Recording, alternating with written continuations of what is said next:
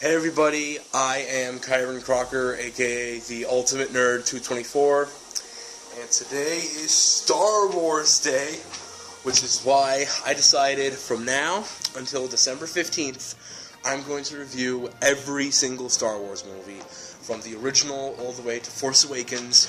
Yeah, I'm starting with the original trilogy.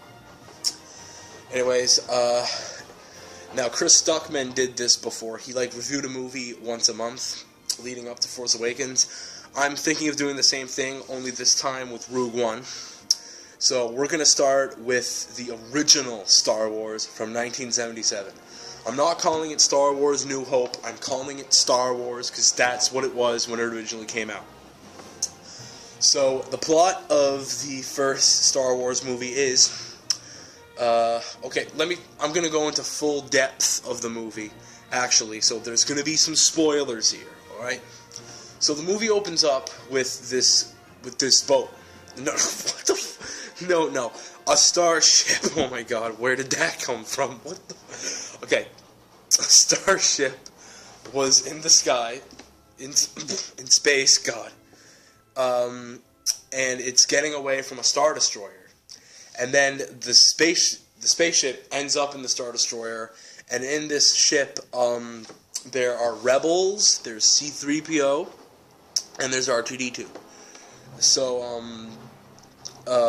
some stormtroopers come in, and they, kill all the rebels, and then Princess Leia puts a message into R2-D2, and then we are introduced to Darth Vader, the ultimate movie badass. This guy is just so awesome, you will not believe. So anyways, Darth Vader, he grabs Princess Leia, knowing she's up to something, and takes her to the Death Star. Meanwhile, C-3PO and R2-D2 get away in this little teleportation ship, little escape pod, basically. And the escape pod ends up on the planet of Tatooine. There, they bump into some Jawas who sell them to a boy named Luke Skywalker. Now, Luke Skywalker, people have complained about how whiny Luke is in this movie, but his character gets better later on, basically. So, Luke realizes there's a message inside R2-D2 featuring Princess Leia trying to explain of what happened to the plans to the Death Star and that they could lose. So the next morning, Luke realizes R2-D2's missing, so he and C-3PO go out to the Sand People territory, where they bump into an old man named Ben Kenobi, and he went by the name of Obi-Wan Kenobi when he was younger, and he fought in the Rebels. And then Obi-Wan tells Luke that his father was killed by Darth Vader. Yeah, sure, okay, if you say so, man. And he gives Luke his father's lightsaber. And then Luke Skywalker realizes stormtroopers are after the droids, and that the stormtroopers killed Luke's parents because it's what led them there. And when Luke sees his parents dead, he doesn't look at it at first, but then he moves his head and looks at it. That's a big moment for Luke right there. So anyways, Luke and Obi-Wan, C-3PO, and R2-D2, they go to Mos Eisley's Cantina. I can't really remember. Okay, I love Star Wars, believe me, I do, but I mean, like I said, I have a pretty bad memory. My memory drifts off every now and then. Okay, I'm not going to talk about my memory. Back to Star Wars. Anyways, they go in and they meet Han Solo and Chewbacca, and they give them a ride in the Millennium Falcon. And yes, Han shot first, and they go to space, and then Leia's home planet, Alderaan, is blown up by the Death Star.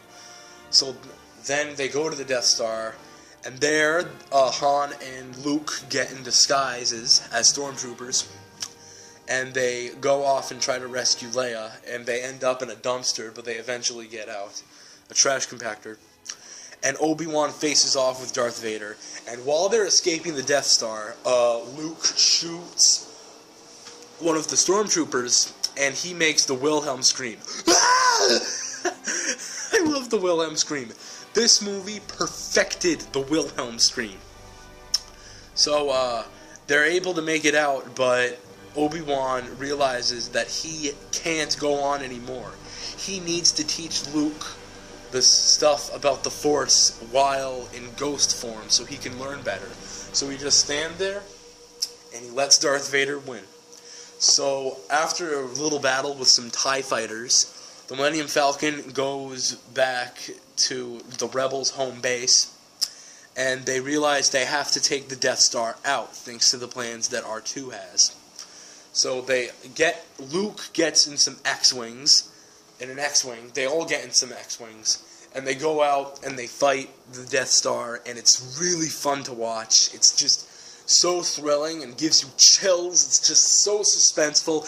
And when Han comes in the Millennium Falcon and pew pew moves them out, it's just so amazing to watch. And then he leaves the Death Star, and the Death Star blows up, and Luke and Han receive medals the next day for their act of bravery. This movie is great.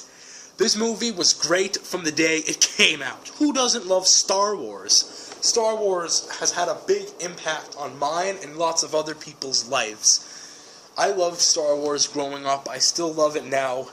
And this original movie from 1977, George Lucas fought to get this movie made. He fought to try and get this movie done, convincing people it would be a good movie. But nobody took the movie seriously.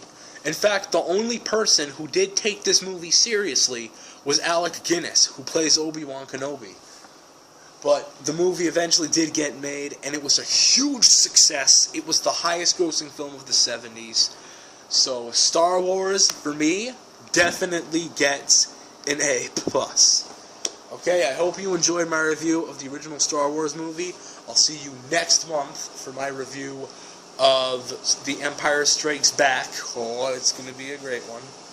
And comment below, what's your favorite Star Wars movie? Like, what's your favorite movie out of all 7 of them? I don't care which one it is.